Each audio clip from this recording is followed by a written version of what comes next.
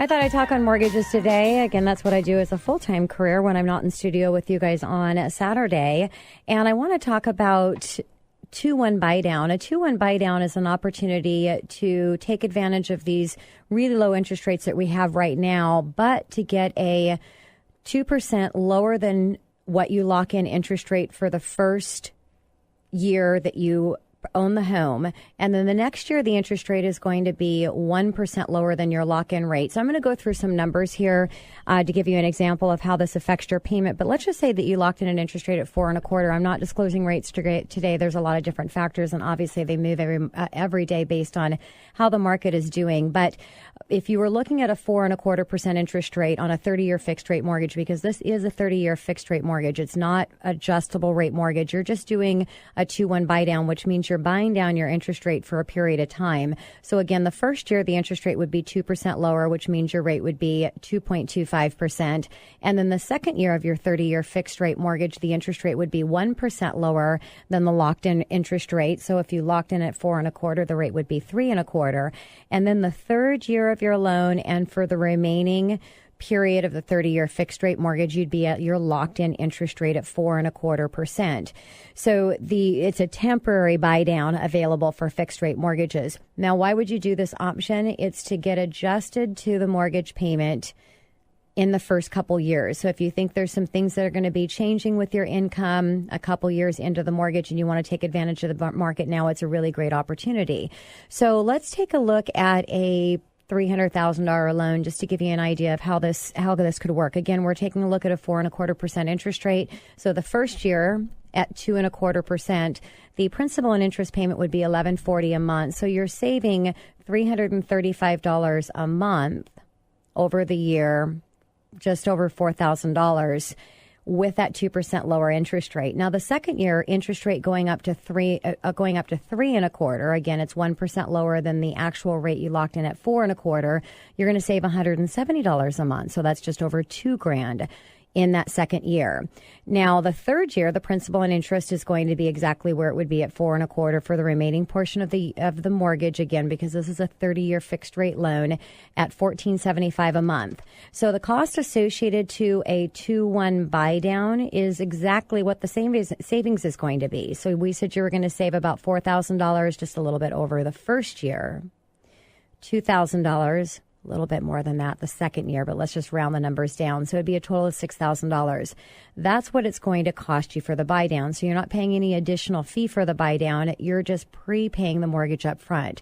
So if you've got a little more extra cash and it's more important for you to have a lower payment, what you don't want to do is miss the opportunity of this market because you're trying to get in a better financial situation. When you know that financial situation is going to be improving in a couple years, you want to buy now, because I don't know that we're going to see these interest rates. I don't think we're going to see these interest rates 2 years from now. And I think that we're going to see properties continue to appreciate as well, which means you're losing out on a great price and you're losing out on a great cost. The combination is a win-win situation. Now, so some examples of how to pay this. Let's say you don't have an extra $6,000 in cost.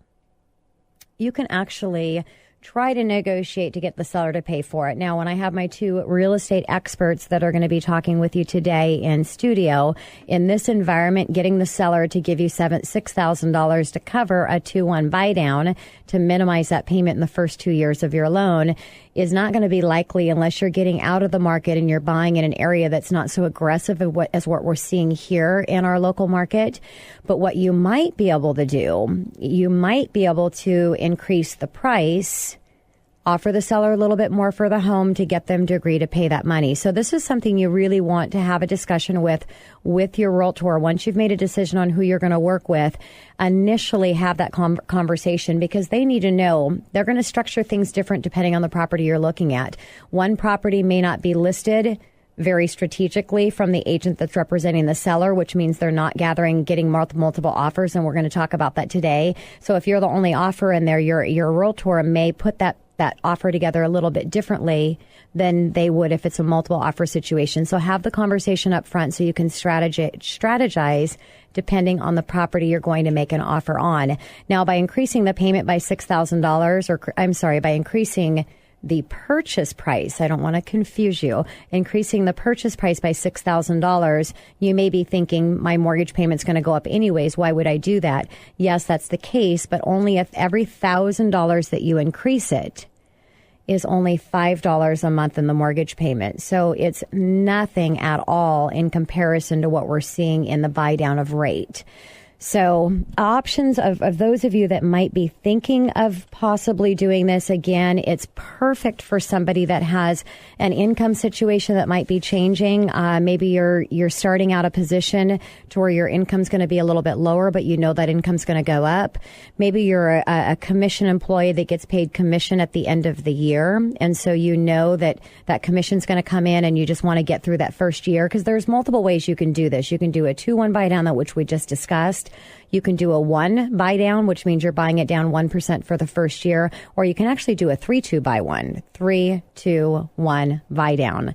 A 3-2-1 buy down would be 3% lower the first year, 2% lower the second year, 1% lower the third year, and then you're ultimately into your fixed rate mortgage.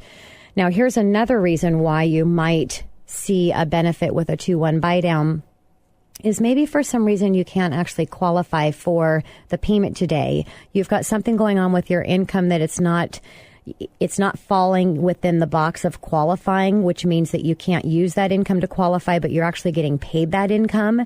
Maybe you've got a second job that you haven't been working for 2 years. Maybe you've got commission or bonus income that you haven't been receiving 2 years. A lot of different reasons why you may be making more income than the bank is actually going to calculate for approval.